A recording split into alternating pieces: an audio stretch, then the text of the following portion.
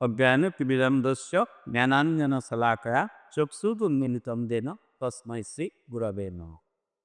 আদান লম্বিত বীজৌ কনকাবগাতৌ সংকীর্তনৈকপিতরৌ কমলায়তাক্ষো বিশ্বম্ভরো দ্বিজবরো যুবধর্মপালো বন্দে জগৎপ্রিয়বরো হৃদয়াপতাত।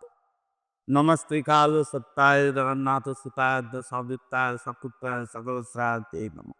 মঞ্চাকল্পতরুভ্যশ্চ বিভাসি দিব্য এব চ পতিতানাং পাবনেভ্যো বৈষ্ণবেভ্যো নমঃ। জীবদানে পদ্মে অন্ধস্য স্খলে পাদবদের মুহ কাপ্যপাদস্তি দাগেন সন্ত সম্প্রভ লম্বন। শ্রীকৃষ্ণ চৈতন্য প্রভু নিত্যানন্দ শ্রী অদ্বৈত গদাধর শিবসাদি গৌর ভক্তৌরিত। হরে কৃষ্ণ কৃষ্ণ কৃষ্ণ হরে হরে, হরে রাম রাম।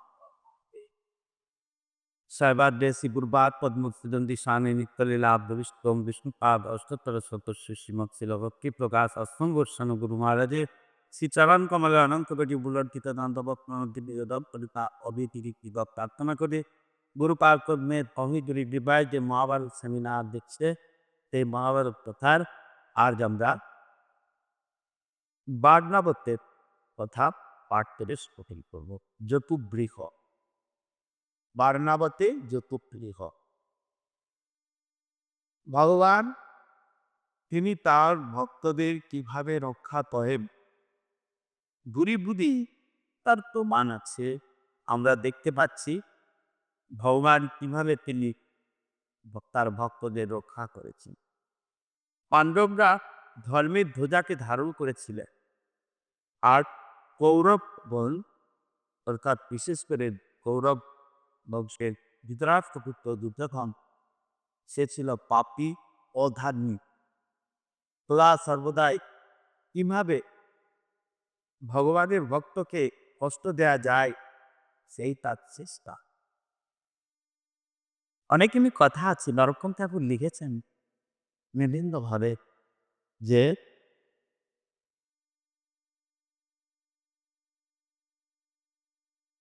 নরোত্তম ঠাকুর লিখেছেন হাও কৃষ্ণ পরমাত্মা নেই খুব ভক্ত দেশিয়া কৃষ্ণ সেবায় ভক্ত সঙ্গে সাধুর সঙ্গে। তাহলে আমাদের সেইগুলি জানতে হবে যে সদা সর্বদাই মনকে কৃষ্ণে নিবেশ করে থাকতে হবে। কিভাবে কৃষ্ণকে নিবেশ করব তাই চিন্তা আমাদের করতে হবে। তার চিন্তা সদা সর্বদাই আমাদের যদি তার চিন্তা না করতে পারি তাহলে আমাদের মঙ্গল হবে না। মঙ্গলের রাস্তা বা মঙ্গলের রাস্তা একটাতে, সেটা হলো ভগবত চরণে প্রকৃতি স্বীকার করা। শিল রামনাচার্য তিনি তার মুকুন্দ মারা স্তোত্রে বলেছেন আমাদের সাপরকে চলে যেতে হবে। তো যদি চলে তো যেতেই হবে, তাহলে চলে যদি যাই বিষয় চলে যখন যাবেরই তখন ভাতটা কিরকম হওয়া উচিত বা চলে যাবার সময় কিভাবে আমরা যাব তার কথা বর্ণনা করেছেন কৃষ্ণ। তিনি তার পূর্ণমালা স্তোত্রে বলেছেন কৃষ্ণ পদীয় পদ অঙ্ক জানতে নদৈব মে বিশতু মাংস রাধ হংস।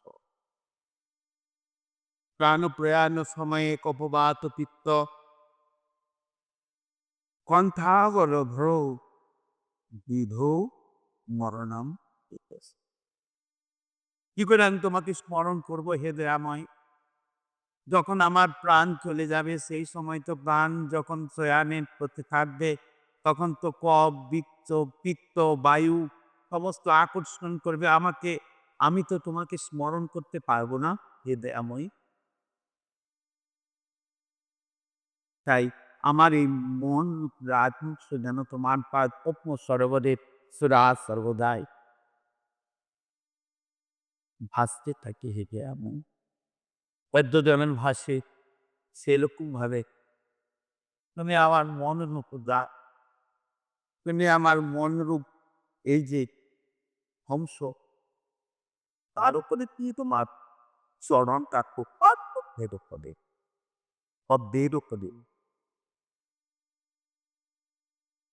সেজন্যই এই মহাভারত গ্রন্থটি যে বেদব্যাস রচনা করেছিলেন, তার উদ্দেশ্য ছিল জগতে কৃষ্ণ ভক্তিকে প্রচার করা। ধর্ম কি এবং অধর্ম কি তা জগতে জানান। ধর্ম করলেও কি হয় এবং অধর্মে পড়লে, অধর্ম আচরণ করলে তার কি লাভ হয়। আমি এখানে একটি তিনি দিয়েছেন চতুর্বৃহৎ পাণ্ডবদের বিনাশের জন্য দুর্যোধন ব্যাকুল হয়ে পড়েছে, কারণ যুধিষ্ঠিরকে যুবরাজ করেছেন বিশ্বের আদেশে, পিতামহ বিশ্বদেবীর আদেশে যুধিষ্ঠিরকে কি করেছেন না যুবরাজ করেছেন বাধ্য। ধৃতরাষ্ট্রের তো রাজা নন, রাজা ছিলেন যুধিষ্ঠিরের পিতা মহারাজ পাণ্ডু। রায় প্রতিনিধি করতে এসে পাণ্ডু যখন মারা যান, তখন ধৃতরাষ্ট্রই রাজ সিংহাসনে জেঁকে বসেছিল। এত পুত্র স্নেহার পুত্রের মহে এত অন্ধ হয়ে গেছিল।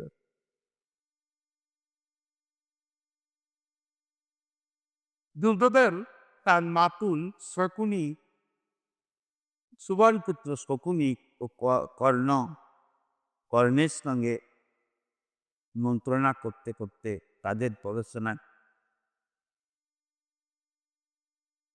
তিনি বললেন পিতাকে, এ পিতা, প্রতি বছর তো আপনি আর বিশ্বদেব যান সেখানে, বা আমরা যাই, কিন্তু এখন যে নতুন যুবরাজ দিয়েছে, সেই যুবরাজ যেহেতু যুধিষ্ঠিরকে ঘোষণা করেছেন, তাই যুধিষ্ঠিরের যুবরাজের নতুন যুবরাজকে সকলে দেখুক, সেই কথা বলে ধৃতরাষ্ট্রকে প্রলোভন দিয়ে, বা ধৃতরাষ্ট্রেরও একটু ইচ্ছা ছিল সেখানে গিয়েছেন, সেখানে যাবেন, তার প্রকৃতি করতে বলছে। ধৃতরাষ্ট্রকে বোঝাচ্ছেন আপনি অন্ধ বলে আপনি রাজ্য পাননি, আপনার নির্মাতার পুত্র পাণ্ডু তিনি পেয়েছিলেন রাজ্য। পাণ্ডুর পুত্রায় বংশানুক্রমে রাজ্য পাবে। যদিও আমার মায়ের গর্ভে আমার জন্ম আগে, তথাপি যেহেতু সে পাণ্ডুর পুত্ররূপে আদেশিত হয়েছিল, তাই রাজ্যের বংশের সে ছিলেন, তিনি ছিলেন জ্যেষ্ঠ, যুধিষ্ঠির মহারাজ ছিলেন জ্যেষ্ঠ, তাই তিনি যুবরাজ হয়েছেন। তাই আপনি এখন এদের পাঠান বাগনারতে, কারণ শিবরাত্রি উপলক্ষে সেখানে মেলা হয় শিবের মন্দিরে, তাই সেই অনুষ্ঠানের অংশে আপনি এনাদের পাল্টান।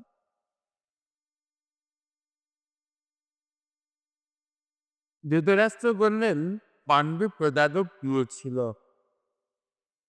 আর যুধিষ্ঠিরও সেই রূপ পেয়েছে, তার প্রভাব আছে, তাকে আমরা কি করে নির্বাসিত করতে পারি। পিতামহ ভীষ্ম, দ্রোণ, বিদু, কৃপ তাতে কি সমর্থন করবে? যদি তারা সমর্থন করে তাহলে অবশ্যই বা নালকিদা যেটা হচ্ছে, আমি অর্থ আর সম্মান দিয়ে এখন প্রজাদেরকে বশ করেছি, অলাক্তবান ও রাক্ষস বা ধনাগারও আমাদের হাতে। বিশ্বের কোনো পক্ষপাতিত্ব নাই। আর গুরুদেব দ্রোণাচার্য তিনি তো পুত্রের অনুসরণ করবেন, কিন্তু পাইতেন যে তার ভাগ্নিকে ত্যাগ করবেন না।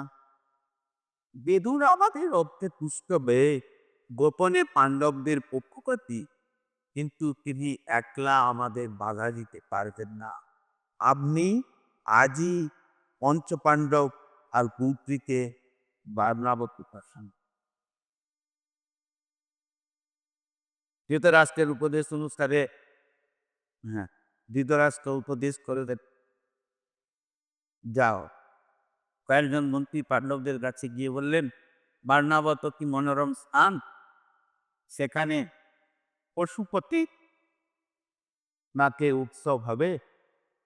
বার্নাবতটা যতদূর সম্ভব মনে হচ্ছে নেপালে, কারণ নেপালেই তো পশুপতিনাথ আছেন। তা এখানে সেই পশুপতিনাথের উৎসব উপলক্ষে বহু লোকের সমাগম হয়, এবং সেই বহু লোকের সমাগমের সময় হ্যাঁ, যুবরাজকে সকলে দর্শন করতে পারবে, সহজে যুবরাজকে দর্শন করতে পারে না। এই প্রকার বর্ণনা শুনে পাণ্ডবদের সেখানে যাবার ইচ্ছা হলো। ধৃতরাষ্ট্র তাদের বললেন, বৎসগণ, আমি শুনেছি যে বার্নাবত অতি মনোরম রমণীয় স্থান, রমণীয় নগর। তোমরা সেখানে উৎসব দেখে এবং ব্রাহ্মণ ও গায়কদের ধন দান করে কিছুকাল আনন্দে কাটিয়ে এসো। যুধিষ্ঠির ধৃতরাষ্ট্রের অভিপ্রায় এবং নিজের অসহায় অবস্থা বুঝিয়ে সম্মত হলেন, এবং বিশ্বক্ষণ আদি সকলের আশীর্বাদ গ্রহণ করে মাতা কুন্তী দেবীকে সঙ্গে নিয়ে ও তার 4 ভাইকে সঙ্গে নিয়ে তিনি যাত্রা করলেন। দুর্যোধন অত্যন্ত হিংস্র হয়ে গেলেন এবং পুরাতন নামক এক মন্ত্রীর হাতে ধরে তাকে গোপনে বললেন, তোমাকে আমি কিছু অর্থ নেব, তুমি ভিন্ন আমার বিশ্বাসী কেউ নাই, তাই তুমি দ্রুতগামী রথে আজই বার্নাবতে যাও এবং সন ঢোকা প্রভৃতি দিয়ে, অর্থাৎ বারুদাত, সেই সমস্ত তখন যে তন্ত্র ছিল প্রভৃতি দিয়ে একটি চর্মিলান সুসজ্জিত বৃহন্নয় মান পাওয়া। মৃত্তিকার সঙ্গে প্রচুর পরিমাণে ঘি দেবে, তেল দেবে, হ্যাঁ, বসা ধাতু তো গালা দেবে, দিয়ে দাঁতে তাড়াতাড়ি করে আগুন লেগে যায়, এগুলো মিশিয়ে দিয়ে দেয়ালে লেখে দেবে, এবং চতুর্দিকে কাষ্ঠ তৈল প্রভৃতি দাঁড়িয়ে পদার্থ তেমন করে রাখবে যাতে পাণ্ডবরা বুঝতে না পারে। তুমি সমাবেশ করে পাণ্ডবদের সেখানে বাসের জন্য নিয়ে যাবে, কিন্তু উত্তম আসন সজ্জা দান প্রভৃতি দেবে। কিছুকাল পরে যখন তারা নিশ্চিত মানে নিদ্রামগ্ন থাকবে, তখন দ্বার দেশ এ অগ্নিদান করতে পুরাতন তখনই গুরুজনদের আদেশ পালন করবে। দুর্যোধন খুব আনন্দ পেয়েছে। যুধিষ্ঠিরের যাত্রাকালে বিদ্যুৎ দ্বীপ এবং দুর্যোধন সকলেই ছিলেন সেখানে, যদিও তথাপি বিদুর ম্লেচ্ছ ভাষা তাকে বললেন যে ম্লেচ্ছ ভাষা দিয়ে তাকে বললে যে শত্রুর অভিসন্ধি যে জানে সে যেন বিপদ থেকে নিস্তারের উপায় করে।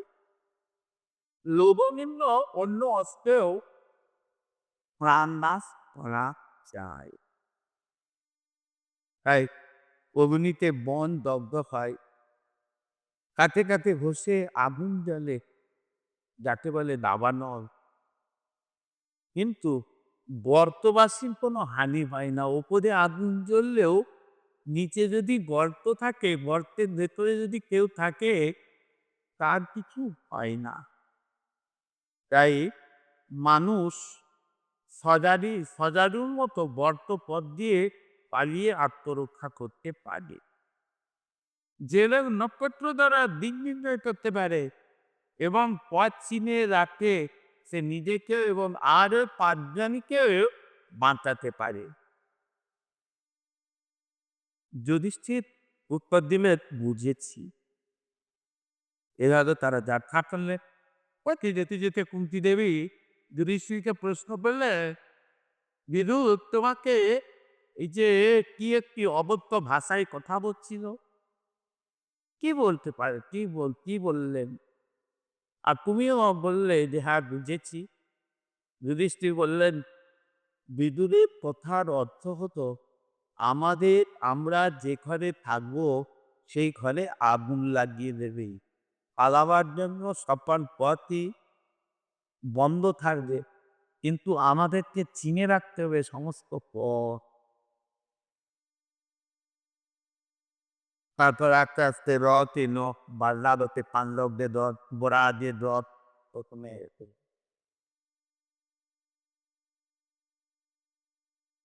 এবার সেখানকার প্রজারা জয়ধ্বনি করে সম্বর্ধনা করলে তারাও ব্রাহ্মণাদি চতুর্বর্গে বর্ণের আদিবাসী গৃহে গিয়ে দেখা করলে।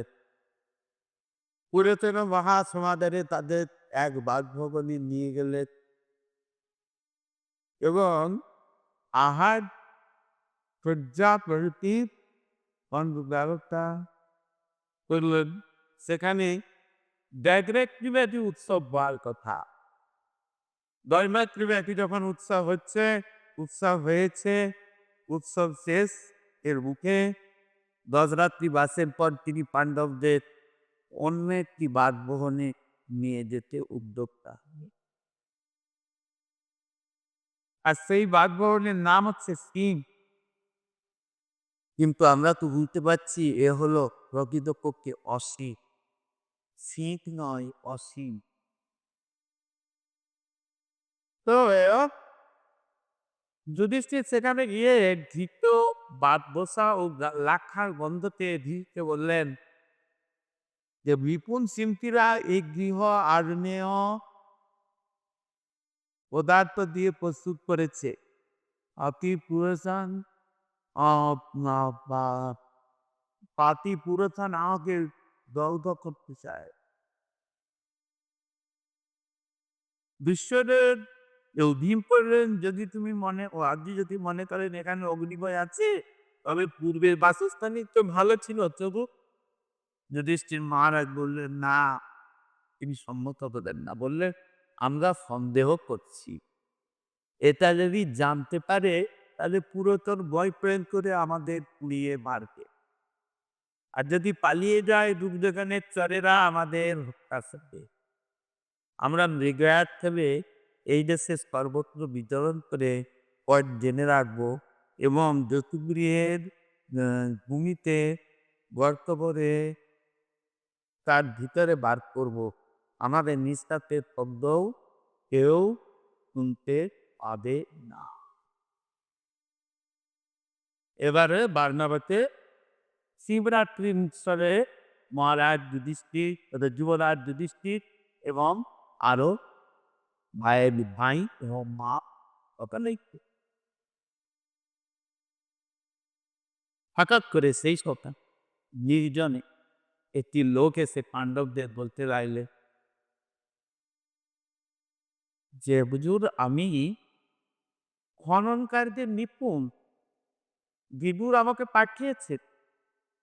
আপনাদের যাত্রার পূর্বে তিনি ম্লেচ্ছ ভাষায় যুধিষ্ঠিরকে সতর্ক করেছিলেন। যুবরাজ যুধিষ্ঠিরকে সতর্ক করে দিয়েছিলেন, তা আমি জানি। এই আমার বিশ্বস্ততার প্রমাণ। কৃষ্ণপক্ষের ও চতুর্থ রাত্রিতে পারুন রাত্রিতে পুরাতন গৃহের মধ্যে আমার গৃহের মধ্যে আগুন দেবে। তাই এখন আমাদের কি করতে হবে দেখো, এই যে কৃষ্ণপক্ষের চতুর্দশীয় রাত্রিতে পুরাতন এই গৃহের মধ্যে আগুন দেবে। এখন আমরা কিভাবে রক্ষা পাবো?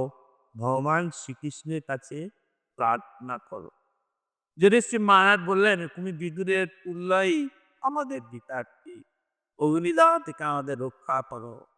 যুধিষ্ঠিরের দুর্যোধনের আদেশে পুরাতন এই ভবনে অনেক অস্ত্র এনে রেখেছি, এখান থেকে পলায়ন করে আর দুঃসাধ্য। তুমি তুমি দুর্যোধনের কোপ থেকে আমাদের নিস্তার পাওয়া খুব কষ্টদায়ক। এইভাবে ১ বৎসর অতীত হলে পুরাতন স্থির করলেন যে পাণ্ডবদের মনে কোনো সন্দেহ নেই। যুধিষ্ঠির তার ভাইদের এখন আমাদের পলায়নে ভাইদের বললেন যে এখন আমাদের পালানোর সময় হয়ে এসেছে। আমরা অন্ধকারে আগুন দিয়ে পুরাচনকে ধ্বংস করব এবং অন্য স্বজনকে এখানে রেখে চলে যাব। একদিন কুন্তী ব্রাহ্মণ, হ্যাঁ, চলে যাব। তাই সেইখানে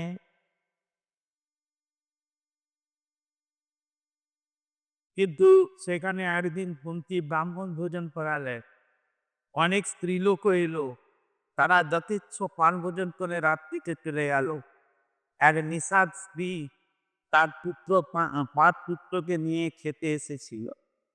সে পুত্রদের সঙ্গে প্রচুর মদ্যপান করে মৃতপ্রায় হয়ে গৃহমধ্যেই নিদ্রামগ্ন হলো।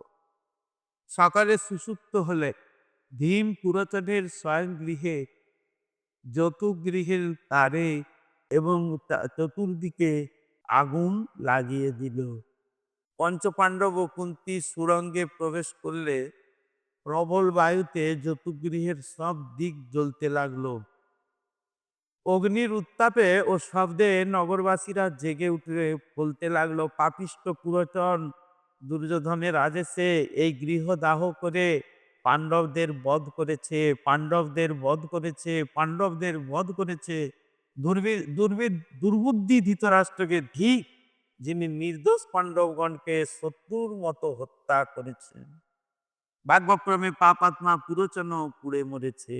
বারণাবত বাসীরা জ্বলন্ত যতুগৃহের চতুর্দিকে থেকে এই রূপে বিলাপ করে রাত্রি যাপন করলেন। পঞ্চপাণ্ডব ও কুন্তী অলক্ষিত হয়ে সুরঙ্গ দিয়ে বেরিয়ে এলেন। নিদ্রার ব্যাঘাতে এবং ভয়ে তারা চলতে লাগলেন, কিন্তু চলতে পারছিলেন না। মহাবল ভীমসেন কুন্তীকে কাঁধে এবং নকুল সহদেবকে কোলে নিয়ে যুধিষ্ঠির অর্জুনের হাত ধরে বেগে চলতে লাগলেন। বিদুরের একজন বিশ্বস্ত অনুচর গঙ্গার তীরে একটি বায়ুবেগ বিশিষ্ট যন্ত্রযুক্ত পতাকা সুবিত ও নৌকা রেখেছিল। পাণ্ডবগণকে গঙ্গার অপর পারে এনে বিদুরের অনুচর জয় উচ্চারণ করে চলে গেল। নৌকা থেকে নেমে পাণ্ডবরা নক্ষত্র দেখে পথ নির্ণয় করে দক্ষিণ দিকে যেতে লাগলো। দুর্গম দীর্ঘ পথ অতিক্রম করে পরদিন সন্ধ্যাকালে তারা হিংস্র পানি সমাকুল ঘোর অরণ্যে উপস্থিত হলেন। কুন্তী প্রভৃতি সকলে তৃষ্ণায় কাতর হওয়ায় ভীম পদ্মকুটে এবং উত্তরীয় ভিজিয়ে জল নিয়ে এলেন। সকলে ক্লান্ত হয়ে ভূমিতে নিদ্রামগ্ন হলেন। কেবল ভীম জেগে থেকে নানান প্রকার চিন্তা করতে লাগলেন। রাত্রি প্রভাত হলে বারণাবতবাসীরা আগুন নিভিয়ে দেখলে পুরোচন পুড়ে মরেছে। পাণ্ডবদের খুঁজতে খুঁজতে তারা নিষাদি ও তার ৫ পুত্রের দগ্ধ দেহ পেয়ে স্থির করলে যে কুন্তী ও পঞ্চপাণ্ডব নিহত হয়েছেন। তারা সুড়ঙ্গ দেখতে পেলে না, কারণ খনক তা মাটি দিয়ে করেছিল। হস্তিনাপুরের যে রাজপ্রাসাদ, সেই রাজপ্রাসাদে খবর এলো। সংবাদ গেলে ধৃতরাষ্ট্র বহু বিলাপ করতে লাগলেন এবং কুন্তী ও যুধিষ্ঠিরাদির অন্ত্যেষ্টির জন্য বারণাবতে লোক পাঠালেন।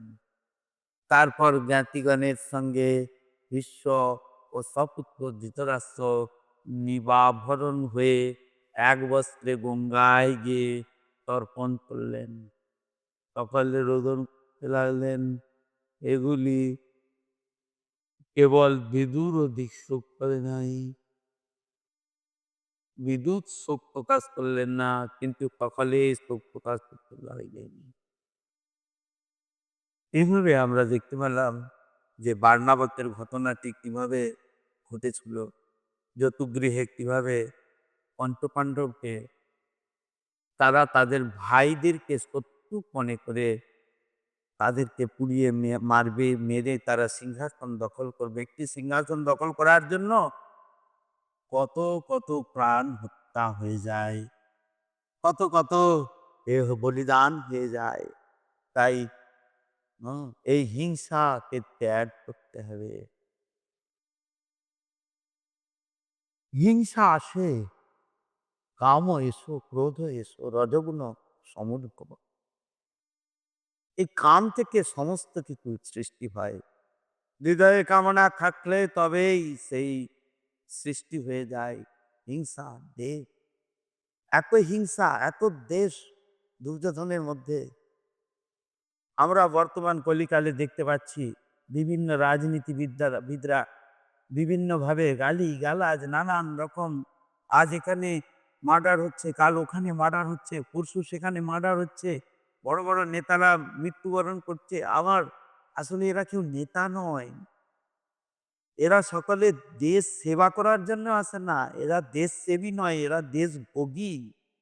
এরা দেশের সম্পদকে ভোগ করার জন্য জগতে প্রকাশিত হয়েছে।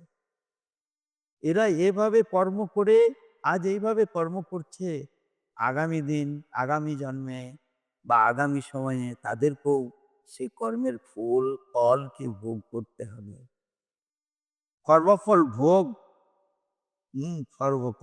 নিজ কর্ম ফল দেশে এ দেহ হইল ভজনেরও প্রতিবন্ধ। এগুলি সকলে সমস্ত কিছু ভজনের প্রতিবন্ধ।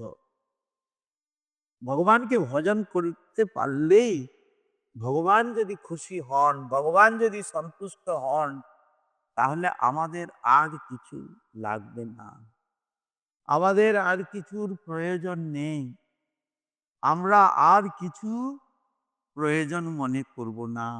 তার জন্য ভগবান সকলে তো চলে যাব, আমরা তো কেউ থাকবো না এখানে। এই জগতে আমাদের থাকার বলতে কিছু নেই, রাখার বলতে কিছু নেই। আমাদের একটাই দুর্লভ মনুষ্য জন্ম লাভ করে একমাত্র কৃষ্ণ ভজনকেই সার করতে হবে। কৃষ্ণ ভজনকে যদি সার না করতে পারি, তাহলে আমাদের জীবন বৃথা, আমাদের জীবন বৃথা, আমাদের জীবন বৃথা। সকালেই ভগবান শ্রীকৃষ্ণের নাম জপ করুন। হরে কৃষ্ণ কৃষ্ণ কৃষ্ণ হরে হরে, হরে রাম রাম রাম হরে হরে। কলিকালে আর কোনো গতি নাই, গতি নাই, গতি নাই। হরে নাম হরে নামৈব কেবলম কলৌ নাস্তেব নাস্তেব নাস্তেব গতিরন্যথা। একমাত্র কলিতে হরিনাম সংকীর্তন। নিতাই গৌর প্রমানন্দে হরি হরি।